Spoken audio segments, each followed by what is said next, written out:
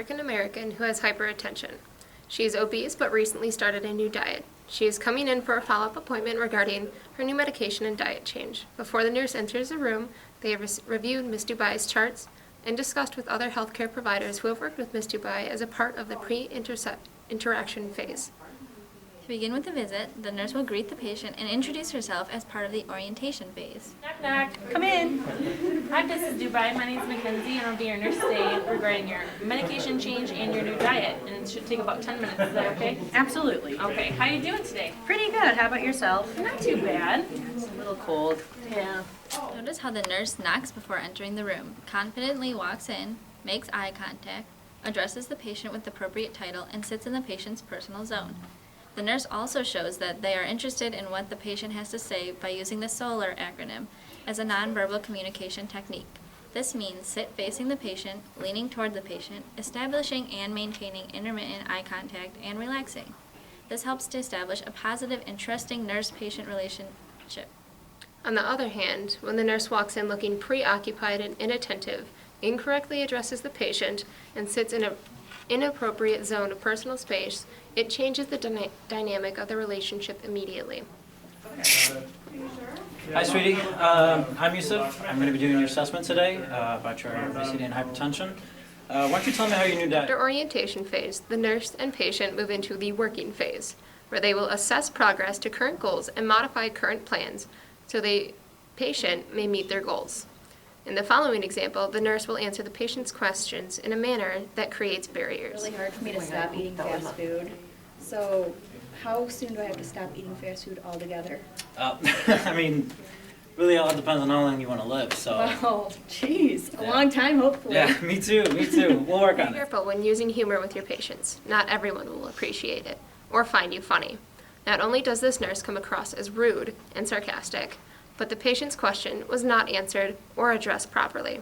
This type of reply will create barriers in the communication between the patient and the nurse and is not professional. A better way to answer this question would be to advise the patient in a more professional way and give recommendations based on scientific research. The following example creates a bridge in communication. Well, you really should immediately start implementing healthy whole foods into your diet and refrain from any types of fast foods entirely. As you know, fast food is typically very high in fat and sodium, so it's not very good for patients with hypertension and for people who are trying to lose weight. Okay, I understand that it's important for my health. I'll do my best to try to choose healthier foods from now on. Yeah, good plan. As a nurse, you will encounter many situations where the patient's response may be unclear. Do not be afraid to ask for clarification so that you can understand what the patient is saying before moving on. Remember to take your daily medications? Well, sometimes I forget, but I try to remember as best as I can. I'm not sure what you mean by sometimes forgetting. Could you clarify what that means to you? I guess by forgetting, that usually only means like once or twice a week. Failing to ask for clarification may result in an automatic response. These can be devastating to your relationship with the patient. It can make you sound harsh and insensitive to what the patient is trying to say, as evidenced by the following example. So are you remembered to take your daily medication? Sometimes I try, but I forget. Oh, it's okay. People at your age always forget things, so... But no worries, we'll work on it. Thanks. Yep. Be cautious when using sympathy with your patients. While it can be meant in a caring manner, it may come off as lessening the patient's feelings and objectifies the situation. Well, as we can see from your records here, your blood pressure still seems kind of high. The doctor may have to increase your amlodipine from 5 milligrams to 10 milligrams. I can't help but feel really upset that my blood pressure is still high. I don't know what to do. Yeah, I mean, I'm sorry. It really must suck having your blood pressure uncontrollable, so, yeah. On the other hand, sharing empathy is a communication technique a nurse can use to utilize that they understand what the patient is saying while being sensitive to their feelings. Empathy is more effective than sympathy because they are non-judgmental, which helps to establish trust. How do you feel about your new lifestyle changes in regards to changing or lowering your blood pressure? I just can't help but feel really upset that my blood pressure is still high. I try to do everything that I'm supposed to do, but it just doesn't seem like it's helping. I just don't know what else to do anymore. It must be tough trying to maintain a healthy blood pressure, but let's talk about some new ways that we can help and decrease it. Not only did the nurse help create a bridge to communicate by sharing empathy, but the nurse also utilized Swanson's theory of caring through enabling the patient. The nurse is facilitating the patient through an unfamiliar event by supporting the patient and generating alternative actions. that patient may take in regards to her health. Additionally, the nurse utilizes the nonverbal communication technique of carrying touch to increase the patient's comfort and security in the situation. One sure way to create a barrier between you, your patient and yourself is by asking personal and irrelevant questions to the situation. Patients can perceive these questions as invasive and feel discouraged to share more information with you. So why don't you tell me about your past diets? Well, my diets have been pretty successful, but ever since I got a divorce, my weight's like spiraled out of control. Oh, so you got a divorce. Why don't you tell me a little bit more about that? What happened there? It was super painful. It was a long time ago, but thanks for bringing it up. Oh, yeah, Appreciate it. I apologize. On the other hand, it is important for a nurse to ask relevant questions so that they can get as much pertinent information from the patient in order to make proper and informed decisions. It is important to keep these questions as open-ended as possible so as much information as needed can be shared. How have your diets been in the past? Well, my diets have been pretty successful, but ever since I got my divorce, my weight has spiraled out of control.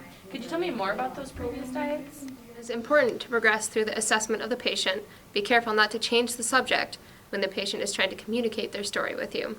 By changing the subject, the patient may see you as rude and lacking empathy.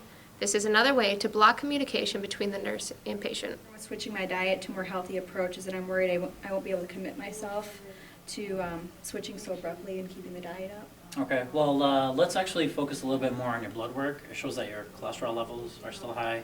So I think it's relatively important that we focus on that before we talk about your diet plan. Okay. So, Okay then. What happens, though, when the nurse does not change the subject from what the patient says? Really motivated to stick to my new diet and see positive results. However, I am worried that I'll be too strict on myself and not be able to stay on my diet long term. Yeah, I understand you're concerned about your ability to stick to your new diet, but some suggestions are to focus on the foods you're adding rather than the ones you're cutting out and missing on. And also to allow yourself a cheat day where you can have a dessert once a week and to keep your sanity. And then lastly, you could do at least a 30 minutes exercise, which can give you energy and help you see results faster. Oh, wow, those are really good recommendations. I never would have thought of those myself. Thanks. You just saw the nurse did not change the subject, which lets the patient know her concerns are important to her. The nurse was also able to address the patient's concerns and offer helpful suggestions and reassure the patient there are effective options available. Additionally, it is important to utilize focusing when conversing with your patient. This allows you to guide the direction of the conversation on important topics as well as help the rambling and vague patient organize their thoughts and communicate more effectively with you. My biggest concern with switching my diet is that I won't adhere to the diet for very long. I don't like the food I have to eat, and I'm gonna go hungry, and it just won't help my blood pressure because it's just not good food. Well, we've talked a lot about the different foods you do and don't like, so now let's go ahead and focus on the foods that you will think will work best for you and give you some results. At the end of the appointment, the relationship has entered the termination phase, where the nurse will separate from the patient by relinquishing responsibility of care and help create a smooth transition for the patient to other caregivers if needed. Goodbye for sharing all that information with me. And between me, you, and the physician, we'll create an effective plan to manage your health. Thank you. I really appreciate it, and I feel so much better about the situation now. No problem. It was great talking to you. Thanks, and you too. Have a great day. You too. As you can see, there are many different ways to effectively communicate to your patients as a nurse. By using a combination of techniques in your daily practices, you can establish an open, trusting relationship between yourself and your patients.